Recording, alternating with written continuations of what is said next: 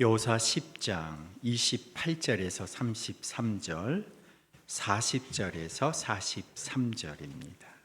그날에 여호수아가 막게다 성읍을 점령하고 칼로 성읍과 그 왕을 무찌르고 그 성 안에 있는 모든 사람을 전멸시켜서 희생 제물로 바쳤으며 산 사람이라고는 하나도 남기지 않았다. 그는 여리고 성의 왕에게 한 것과 똑같이 막게다 성의 왕을 무찔렀다.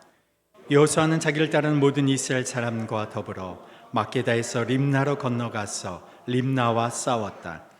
주님께서 림나도 그 왕과 함께 이스라엘의 손에 넘겨주셨기 때문에 여호수아가 칼로 그 성과 그 성 안에 있는 모든 사람을 무찔러서 그 안에 산 사람이라고는 하나도 남기지 않았다. 여호수아는 여리고 성의 왕에게 한 것과 같이 림나의 왕도 무찔렀다. 또 여호수아는 자기를 따르는 모든 이스라엘 사람과 더불어 림나에서 라기스로 건너가서 진을 치고 전투를 벌였다. 주님께서 라기스를 이스라엘 사람의 손에 넘겨주셨기 때문에 그 이튿날 이스라엘은 그 성을 점령하였고 림나에 산 것과 똑같이 칼로 성과 그 안에 있는 모든 사람을 무찔렀다. 그때에 게사람 호람이 라기스를 도우려고 올라왔다. 여호수아는 그 왕과 그 백성을 살아남은 사람이 한 사람도 없을 때까지 무찔렀다. 40절에서 43절입니다. 이와 같이 여호수아는 온 땅, 곧 산간 지방과 네겝 지방과 평지와 경사지와 그들의 모든 왕을 무찔러 한 사람도 살려두지 않았으며 이스라엘의 주 하나님의 명을 따라 살아서 숨쉬는 것은 모두 전멸시켜서 희생 제물로 바쳤다. 또한 여호수아는 가데스 바네아에서 가사까지 그리고 온 고센 땅뿐만 아니라 기본에 이르기까지 모두 무찔렀다. 주 이스라엘 하나님이 이스라엘의 편이 되어 싸우셨기 때문에 여호수아는 단번에 이 모든 왕과 그 땅을 손에 넣었다. 여호수아는 자기를 따르는 모든 이스라엘 사람과 더불어 길갈에 있는 진으로 돌아왔다. 아멘. 아멘.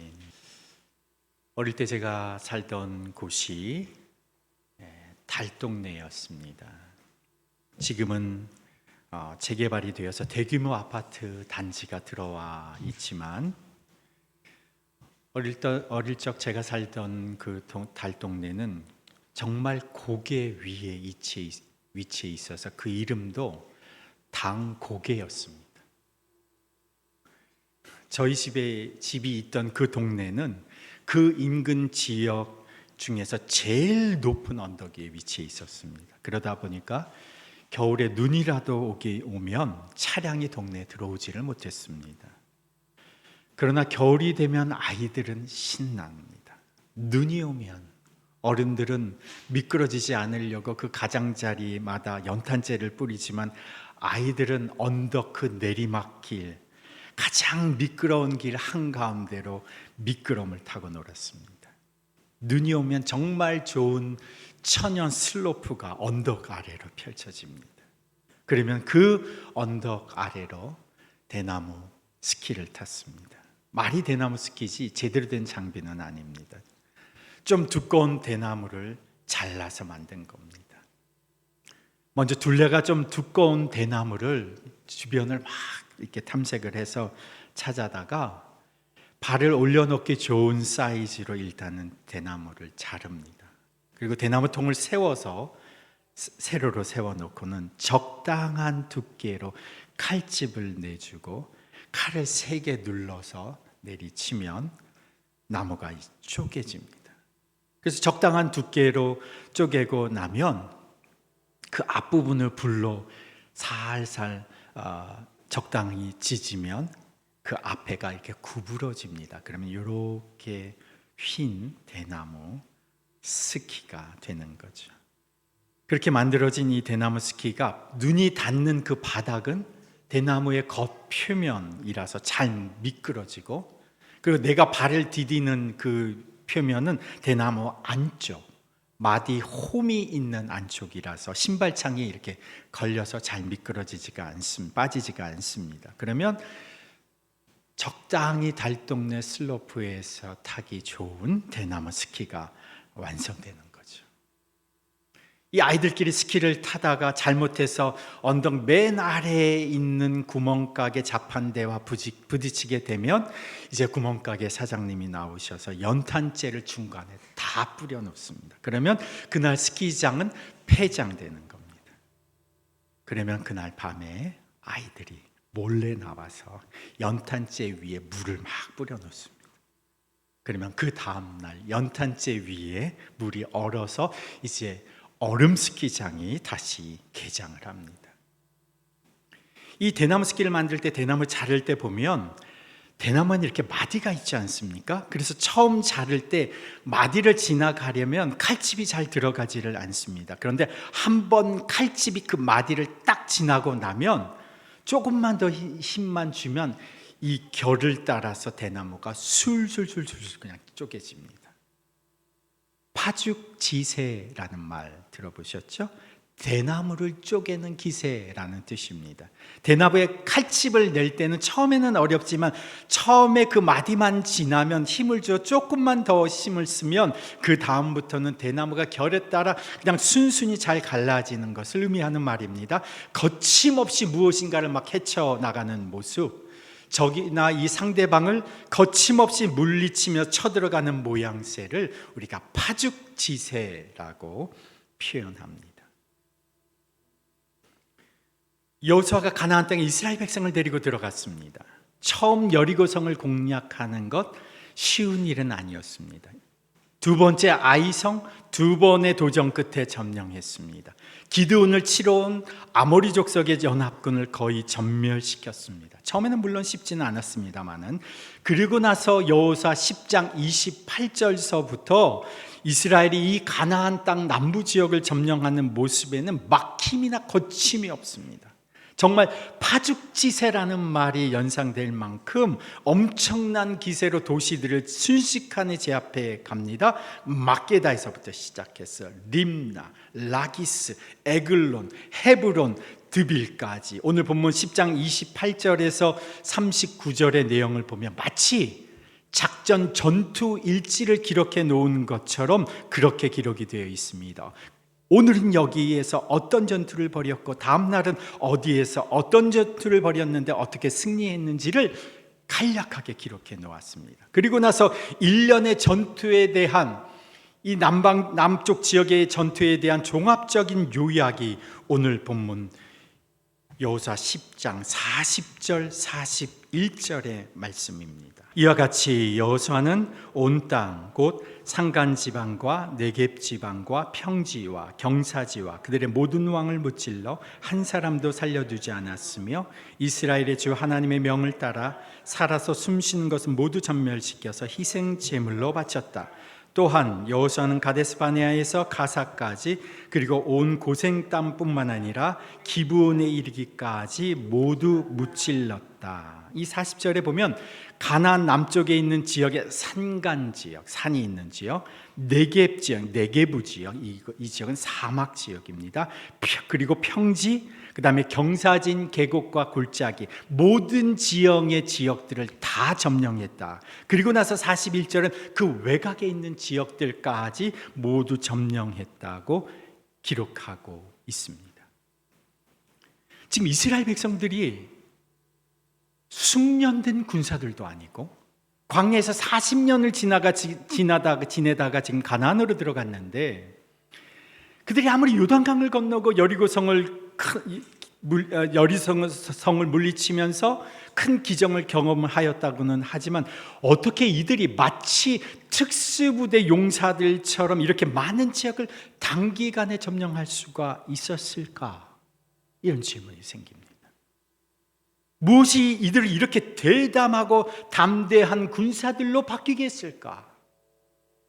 어떻게 이렇게 이들이 파죽지세로 연이은 도시들을 이렇게 점령할 수가 있었는가라는 질문을 하게 됩니다. 저는 그 질문에 대한 해답을 이 본문 바로 앞부분에 있었던 사건에서 얻었습니다. 이스라엘 군대가 이렇게 단번에 남쪽 지역을 정복할 수 있었던 이유는 무엇인가? 9장 24절에 보면 그들이 다섯 왕을 여호수아에게 끌고 오자 여호수아가 모든 이스라엘 사람을 불러 모으고 그와 함께 전투에 나갔던 지휘관들에게 명령하였다. 가까이 와서 너희 발로 이 왕들의 목을 밟아라. 그러자 그들은 가까이 나가서 발로 왕들의 목을 밟았다. 이스라엘 지휘관들이 기브온과의 전투에서 생포된 5 왕을 여호수아가 데리고 오게 해서 그 지휘관들이 처음으로 이 5 왕들의 목을 밟았던 사건을 기록하고 있습니다. 이 5 왕은 가나안 남부 지역의 가장 강력한 왕들이었습니다. 가나안 지역을 대표하는 5 왕의 목을 지금 이스라엘의 부대 지휘관들이 자신들의 발로 밟았습니다. 그 의미가 무엇이냐? 25절에 9장 25절에 이렇게 설명합니다. 여호수아가 지휘관들에게 말하였다. 두려워하지 말아라. 두려워하지 말고 놀라지 마시오. 굳세고 용감하시오. 주님께서 당신들이 대항하여 싸우는 모든 원수에게 다 이와 같이 하실 것이요. 너희들이 직접 발로 밟은 이 왕들처럼 앞으로 당신들에게 대항하는 원수들에 대해서 하나님께서 다 이와 같이 하실 것이다. 그러니 두려워하지 말고 놀라지 말고 굳세고 용감하고 담대해라. 이스라엘 군대가 지금 파죽지세로 이 남쪽의 지역을 정복할 수 있었던 이유, 아모리 5 왕의 목을 자신들의 직접 발로 밟은 그 승리의 체험이 그들에게 생생하게 각인되어 있었기 때문에 그렇습니다. 가나안 남쪽에서 명성이 자자한 5명의 왕들을 자신들의 발로 직접 밟아버린 이 사건에 비하면 그들이 정복하는 작은 마을들, 도시들과의 전투는 정말 아무것도 아닌 것이 됩니다. 가나안 작은 마을의 이 성주들과의 전쟁은 정말 너무도 쉬운 상대인 거죠. 가는 곳마다 그들은 이전에 자신들의 승리를 기억하는 겁니다. 상기하는 겁니다. 그래, 하나님께서 그 용맹한 5 왕들을 내 발로 직접 밟게 해 주셨는데 이런 적군들은 아무것도 아니야. 5 왕의 발로 밟은 사건을 상기할 때마다 손쉽게 승리할 수 있는 전투가 되어버리는 겁니다. 제가 이 말씀을 묵상하면서 군대 생각이 좀 났어요. 군대 다녀오신 분들은 군대에서 행군에 대한 기억이 있을 겁니다. 제가 군 복무했을 때는 100km 행군을 했습니다. 남들은 군대 기간 동안 복무 기간에 한 번 할까 말까 한 유격을 저는 3번을 받았습니다. 들어가자마자 신병태 유격하고 중간에 또 한 번 하고 말년 병장 제대하기 전에 또 한 번을 했습니다.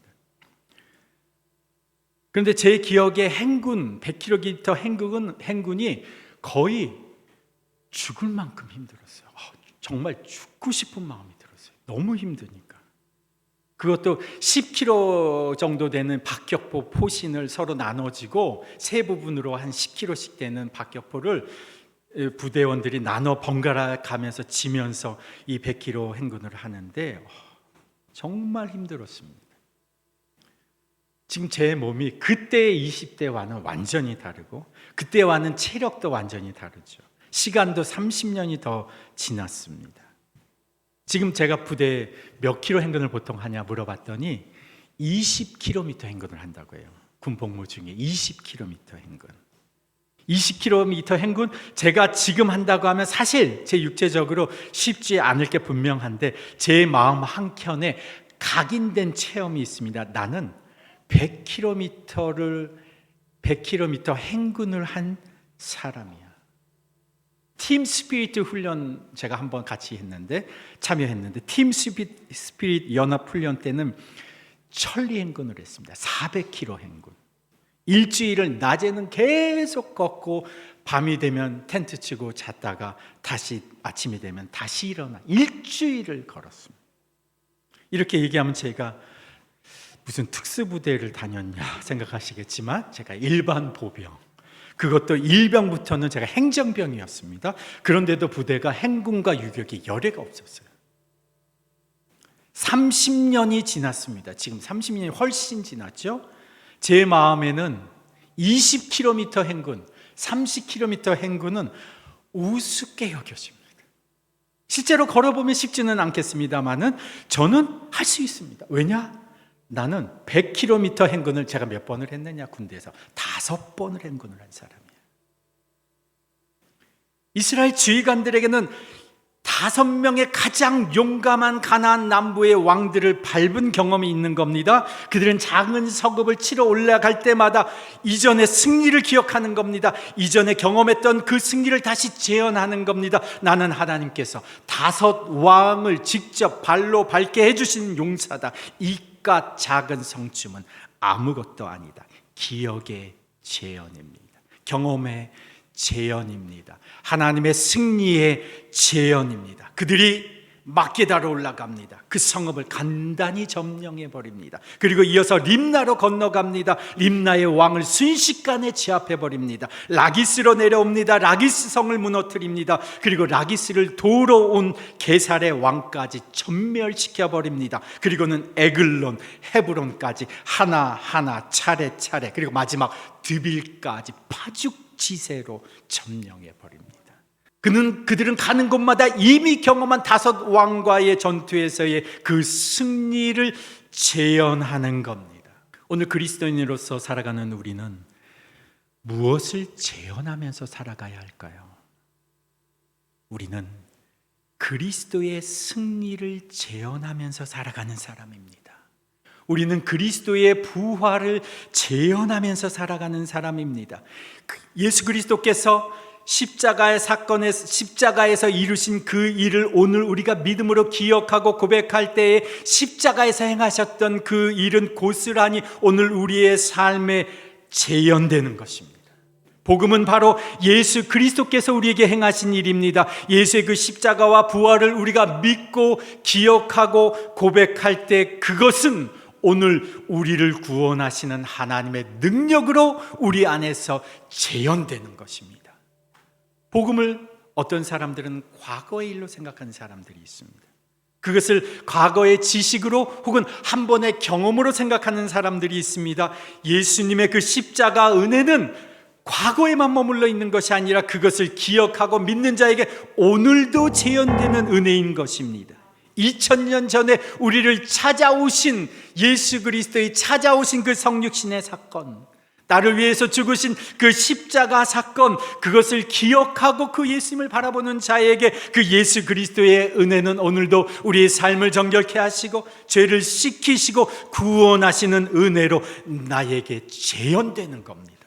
우리에게 보내주신 그리스도의 영이신 성령께서 우리가 예수님을 바라보고 그 십자가와 부활의 사건을 기억할 때에 나를 대신하여 죽으시고 3일 만에 부활하신 그 예수 그리스도의 승리, 죽음을 이기신 승리, 다시 사신 생명, 그 부활의 영광을 오늘 우리에게 그대로 재현해 주시는 겁니다. 이것이 성령이 우리 가운데 하시는 역사입니다. 때로는 우리가 넘어지고 쓰러지고 실패하고 좌절해서 도저히 일어날 수 없을 것 같아도, 세상에서 넘어지고 실패해서 다시 설 수 없을 것 같아도, 때로는 죄짓고 절망해서 이제 희망이 없어 보이는 것 같아도 우리가 십자가 사건을 믿음으로 기억하고 고백할 때 나를 위하여 죽으신 예수 그리스도, 그분을 바라볼 때 복음의 능력이 바로 여기 이곳 나의 삶의 자리에서 재현되는 것입니다. 쓸모없는 나를 누가 알아줄까? 아무도 찾아주지 않는 내 인생 가운데 우리가 예수 그리스도의 은혜를 생각하며 그분을 바라볼 때에 베들레헴 마구간까지 내려오신 그 예수 그리스도의 은혜가 우리의 삶의 자리까지 추격해 찾아오시는 겁니다. 그분이 나를 찾아오시는 겁니다. 그래서 로마서 1장 16절에 내가 복음을 부끄러워하지 아니하노니, 이 복음은 모든 믿는 자에게 구원을 주시는 하나님의 능력이 됨이라. 먼저는 유대인에게요 그리고 헬라인에게로다. 믿는 나에게 오늘의 구원을 재현해 주시는 하나님의 능력이 이 복음 안에 담겨져 있는 겁니다. 은혜의 재현, 승리의 재현, 능력의 재현, 부활의 영광의 재현이 예수 그리스도를 기억하고 그분을 바라보는 자에게 임하는 겁니다. 이 5 왕을 직접 자신들의 발로 밟아 버렸던 이 이스라엘 군대와 그 지휘관들은 가는 곳마다 그 승리를 재현하는 겁니다. 그들이 가나안 땅을 약속의 땅, 승리의 땅, 축복의 땅으로 만들어가는 겁니다. 오늘 우리가 가는 곳마다 예수 그리스도의 그 승리가 재현되기를 원합니다. 우리가 사는 곳마다 예수 그리스도의 그 부활의 영광이 재현되기를 원합니다. 우리가 살아가는 매일마다 그리스도의 평강과 기쁨이 우리 안에 재현되기를 원합니다. 이스라엘 군대가 이렇게 단번에 남쪽의 지역을 점령할 수 있었던 이유는 그들이 직접 체험케 해주신 그 승리를, 그들이 직접 체험했던 승리를 가는 곳마다 재현했기 때문에 그랬습니다. 그들이 남쪽의 지역을 정복할 수 있었던 또 다른 이유는 무엇인가? 오늘 본문을 보시면 지금 여호수아와 이스라엘 군대가 본문에서 6개의 도시들을 점령합니다. 6도시를 점령하면서 똑같은 표현이 반복되고 있습니다. 한번 29절. 자, 똑같은 표현이 반복되고 어떤 표현이 반복되고 있는지를 보면서 29절 함께 읽습니다. 여호수아는 자기를 따르는 모든 이스라엘 사람과 더불어 막게다에서 림나로 건너가서 림나와 싸웠다. 31절. 또 여호수아는 자기를 따르는 모든 이스라엘 사람과 더불어 림나에서 라기스로 건너가서 진을 치고 전투를 벌였다. 34절 시작. 여호수아는 자기를 따르는 모든 이스라엘 사람과 더불어 라기스에서 에글론으로 건너가서 진을 치고 전투를 벌였다. 자, 이쯤 되면 무슨 표현인지 아시겠죠? 34절, 지금 4절 읽었죠? 36절 시작. 여호수아는 자기를 따르는 모든 이스라엘 사람과 더불어 에글론에서 헤브론으로 쳐올라가서 그들과 맞서서 전투를 벌였다. 38절. 여호수아는 자기를 따르는 모든 이스라엘 사람과 더불어 드빌로 돌아와서 전투를 벌였다. 그리고 마지막 43절. 여호수아는 자기를 따르는 모든 이스라엘 사람과 더불어 길갈에 있는 진으로 돌아왔다. 6번이나 똑같은 표현이 반복되고 있습니다. 이스라엘 군대가 이렇게 단번에 남쪽의 지역을 정복할 수 있었던 또 한 가지 분명한 이유는 여호수아와 여호수아를 따르는 모든 이스라엘 사람들이 혼연일체가 되어 똘똘 뭉쳐 있었기 때문이라는 겁니다. 전투를 나갈 때마다 여호수아와 여호수아를 따르는 모든 이스라엘 사람들이 함께 혼연일체가 되어 나아갔다는 것이죠. 그러면서 하나하나 단번에 제압을 하는 겁니다. 한 마음이 못 되면 앞으로 나아갈 수가 없습니다. 한 마음이 되지 못하면 나아가도 도시를 점령할 수 없습니다. 승리를 쟁취하지도 못합니다. 한 마음으로 나아가야 되는 겁니다. 한 마음으로 혼연일체가 되어 나아가야 된다는 것이죠. 한 마음을 품는다는 것은 무엇일까요? 빌립보서 2장 2절의 말씀 한번 띄워주시죠. 빌립보서 2장 2절 한 마음을 품는다는 것 함께 읽습니다. 여러분은 같은 생각을 품고 같은 사랑을 가지고 뜻을 합하여 한 마음이 되어서 내 기쁨이 넘치게 해주시오. 한 마음이 되는 것을 지금 강조하고 있어요. 한 마음이 되는 것이 무엇이냐? 2장 5절에 이렇게 표현합니다. 시작. 여러분 안에 이 마음을 품으십시오. 그것은 곧 그리스도 예수의 마음이기도 합니다. 2장 12절 시작. 그러므로 사랑하는 여러분이 언제나 순종한 것처럼 내가 함께 있을 때뿐만 아니라 지금과 같이 내가 없을 때에도 더욱더 순종하여서 두렵고 떨리는 마음으로 자기의 구원을 이루어 나가십시오. 한 마음을 품으라. 빌립보 교인들에게 바울이 보낸 편지에서 이 한 마음을 품는다는 것이 무엇이냐? 2장 5절에 그리스도 예수의 마음을 품는 것이 한 마음을 품는 것이다. 한 마음이란 말은 그리스도의 마음으로 하나가 되라는 것입니다. 그리스도에게 두렵고 떨림으로 순종하는 사람은 그리스도 앞에서 두렵고 떨림으로 살아가는 리더와 혼연일체가 될 수밖에 없는 겁니다. 지금 여호수아가 위대해서가 아니라 지금 여호수아가 11장 넘어가는 11장 15절에 보면 여호수아는 하나님께서 모세에게서 명령하신 대로 그 명령을 받았고 그대로 순종하였고 여호수아는 자기가 그대로 순종하고 그대로 백성에게 전하여서 살아갔다는 것입니다. 하나님께 순종하며 나아가는 여호수아에게 온 이스라엘이 그대로 순종하여 따르는 것입니다. 여호수아도 하나님께 순종하고 온 이스라엘도 하나님께 순종하는 한 마음이 되는 거죠. 빌립보서의 표현에는 리더도 그리스도에게 복종하고 한 마음이 되고 모든 사람들이 한 마음이 되면 그리스도와 한 마음이 되어 혼연일체가 되어 나아가는 겁니다. 모세에 비하면 형편없던 여호수아였지만 그가 지금 순종하며 나아가고 있지 않습니까? 하나님의 전쟁에 목숨을 걸고 지금 앞장서는 여호수아가 지금 나아가고 있지 않습니까? 여호수아를 따르는 온 이스라엘 백성은 여호수아를 통해서 일하시는 하나님께 순종하는 겁니다. 그와 혼연일체가 되어서 적군 앞에서 한마음 한뜻으로 전쟁을 벌이는 거죠. 오늘 이 시대는 보이는 적이 아니라 보이지 않는 적과의 전투가 벌어집니다. 가나안 땅에는 보이는 적이 있지만 오늘 우리에게는 보이지 않는 적이 있습니다. 돈이라는 거대한 적이 곳곳에 진을 치고 우리를 공격합니다. 성공이라는 성읍들이 가는 곳마다 무장하고 우리를 공격합니다. 마켓이라고 하는 이 자본주의라고 하는 거대한 힘이 복음의 능력을 압도하려고 하나님 나라의 가치를 제압하려고 막 그 힘을 막 떨치고 있습니다. 제가 지난주에 돈의 속삭임, 네가 곧 신이다 라고 하는 책을 읽으면서 이 시대가 자본주의, 돈, 마켓, 시장이라고 하는 이 거대한 세력 뒤에서 누가 조정을 하느냐? 사탄과 마귀가 우리에게 속삭인다는 겁니다. 뭐라고 속삭이느냐? 네가 곧 신이다. 그러니 네 마음대로 해도 된다. 자본의 논리, 돈의 논리, 시장의 논리, 성공의 우상을 깨트리는 더 강력한 힘이 이 세상이 별로 보이지 않는다는 겁니다. 모든 사람들이 다 거기에 속수무책으로 넘어가고 있다는 것입니다. 그런데 이 세상에 보이지 않는 적들을 깨트리는 더 큰 힘은 어디에서 나와야 하느냐? 교회 공동체에서 나와야 한다. 여호수아 때는 칼과 무기로 가나안을 정복했다면 오늘 이 시대는 오늘도 재현되는 예수 그리스도의 복음으로 제약된 세상을 정복해 가는 겁니다. 세상의 방식과는, 자본주의 시장과는, 시장의 논리와는 완전히 다른 하나님 나라 방식, 희생과 섬김과 사랑으로 하나님 나라를 확장해 가는 겁니다.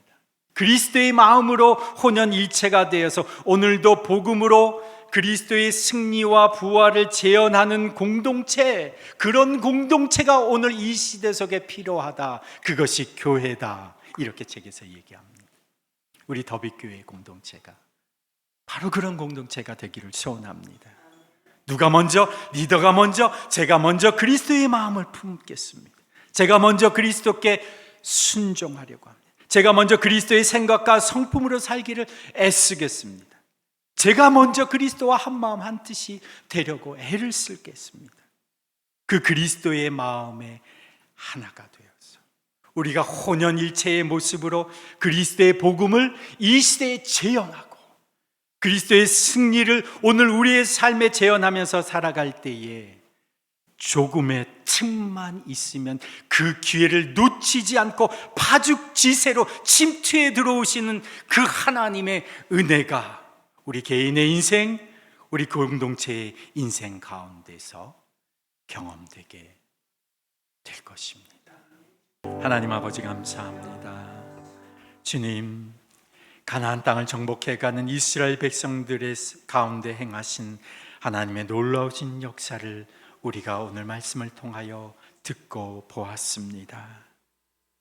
주께서 행하신 그 놀라우신 가나안에서의 역사, 그것보다 더 놀라우신 우리를 위하여 죽으신 주님의 십자가 사건을 생각합니다. 십자가에 달리신 그 예수님을 기억합니다. 예수님으로 인하여 내 죄가 씻어졌습니다. 내 죄의 형벌이 치러졌습니다. 예수의 십자가 사건으로 인하여 내 죄의 죄가 저주에서 해방되었습니다. 하나님과의 관계가 회복되었습니다. 그 십자가 은혜가 오늘 이 시간 나에게 미치게 하여 주시고 재현되게 하여 주옵소서. 죽음을 이기시고 부활하신 예수님의 그 승리를 생각할 때마다 부활의 영광이 오늘 나에게, 우리의 가정에, 우리의 일터에, 더비교회 공동체에 재현되게 하여 주옵소서. 사도행전에서 복음의 능력이 가는 곳마다 사람을 살리고 도시를 살리고 마을을 살리고 인생을 살린 것처럼 오늘 우리의 인생과 일상에서 복음을 품고 복음으로 살아갈 때에 구원하시는 복음의 능력, 치유하시는 복음의 능력, 회복케 하시고 위로하시는 복음의 능력을 경험하는 우리가 되게 하여 주옵소서. 우리를 구원하시고 지금도 우리를 위하여 친히 간구하시는 예수 그리스도, 그분의 마음과 하나가 되어 교회 리더인 저와 공동체 전체가 예수 그리스도의 마음으로 하나 되어 혼연일체되어 이 세상 속에서 살아갈 때에 우리를 통하여 복음의 능력이 재현되게 하여 주옵소서. 혼연일체된 마음으로 주님과 함께 나아가는 우리를 통해서 이스라엘 백성을 통하여 가나안 땅을 정복해 갔듯이 이 땅의 어둠 가운데 있는 이 땅이 지역마다 곳간마다 정복되는 역사가 보게 하여 주옵소서. 이 땅에 하나님 나라가 파죽지세로 확장되는 그 하나님의 은혜를 저희들의 삶으로 보게 하여 주옵소서. 이제는 우리 주 예수 그리스도의 은혜와 하나님 아버지의 무한하신 사랑과 성령님의 역사하심과 교통하심이 오늘 우리의 삶의 그 승리를 재현해 주시는 그 놀라우신 그 하나님의 은혜를 누리며 살아가기로 결심하고 이제 세상으로 나아가는 주님의 백성들 위해, 그 가정과 자녀들 위해, 일터와 사업장 위해, 그리고 더비교회 공동체 위해 이제부터 영원토록 함께 하시기를 간절히 축원하옵나이다. 아멘.